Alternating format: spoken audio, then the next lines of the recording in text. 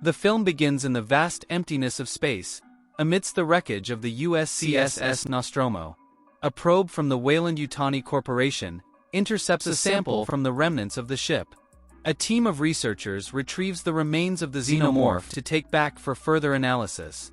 On the Jackson Star mining colony, orphan Rain Carradine works alongside Andy, her malfunctioning synthetic android whom she considers her brother. Rain attempts to escape her grueling mining contract, only to learn it has been extended by 6 more years. Her frustration grows as she witnesses a group of delinquent kids attacking Andy, forcing her to repair him. Shortly after, Rain receives a video message from her ex-boyfriend Tyler, urging her to bring Andy for a secret mission. Rain and Andy arrive at Tyler's base, where they join his sister Kay, their cousin Bjorn, and the crew's pilot, Navarro. Tyler explains their plan to break into a derelict Weyland-Yutani ship to steal cryostasis pods that could take them to the distant planet Yvaga, a 9-year journey. Andy is crucial to the mission, because his Weyland-Yutani design allows him to access the ship systems. Rain hesitates, fearing the danger and mistrusting the crew's intentions for Andy, but Tyler convinces her to join them. The group boards a mining craft called the Corbelan and sets off.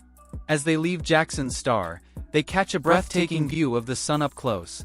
Arriving at the abandoned station, divided into sections named Romulus and Remus, the crew splits up.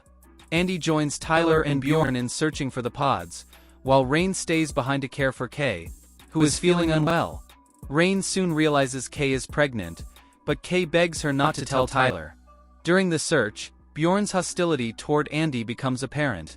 Navarro later reveals to Rain that Bjorn harbors resentment because a synthetic once sacrificed his mother and others to save a larger group of miners during a collapse. The crew eventually finds the cryostasis pods, only to discover there are only 5, and with limited fuel, they would only last 3 years.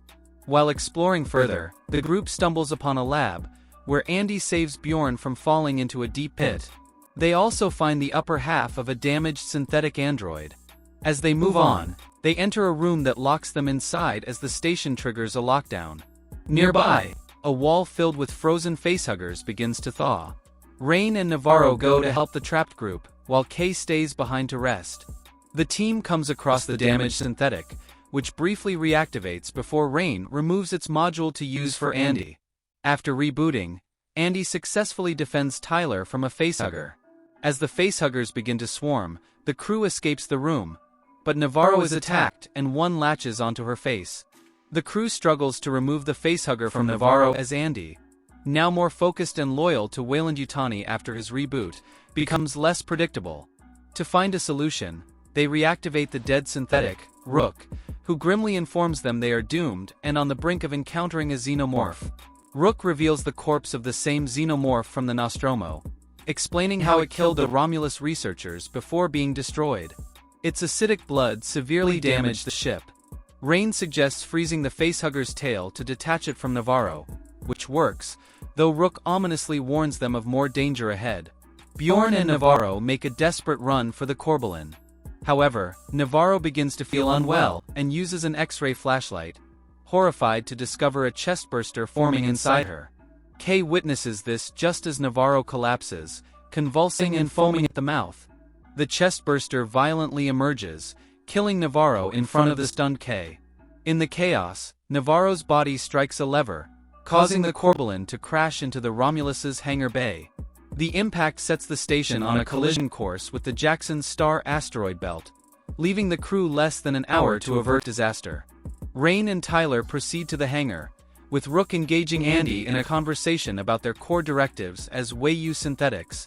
Andy soon rejoins them, and together they work to raise the station's temperature, hoping it will make them less detectable to the xenomorphs. As they venture further, they come across the gruesome remains of the Romulus crew. Meanwhile, Kay and Bjorn navigate their way to safety, only to encounter the xenomorph that had emerged from Navarro. Bjorn attacks it with a cattle prod, but its acid blood spills onto him, painfully burning him alive until a large glob falls onto his chest, killing him instantly. Kay contacts Tyler while the xenomorph begins hunting her. She manages to reach the others outside the hangar, but Andy deduces that the creature is using her to lure them into opening the door. Despite Rain's protests, during which Tyler learns of Kay's pregnancy, Andy refuses to help. The xenomorph drags Kay away, disappearing into the shadows. Devastated, Rain lashes out at Andy, slapping him in anger, though she quickly regrets it. Now operating under Weiyu's objectives, Andy leads Rain and Tyler to the lab. There, they discover a hybrid DNA mixture labeled the Prometheus strain. A recording demonstrates its regenerative effects on a sickly rat, but the video's end, revealing a rat-xenomorph hybrid's grotesque death, is overlooked by the group. Andy equips Rain and Tyler with M41 pulse rifles before they leave the lab, unaware of the strain's horrifying potential consequences. As the group ventures through a corridor, they find Kay cocooned and unconscious. Tyler attempts to inject her with the Prometheus strain, hoping to heal her, but Rain stops him. She helps Kay to her feet, intending to guide her back to the ship.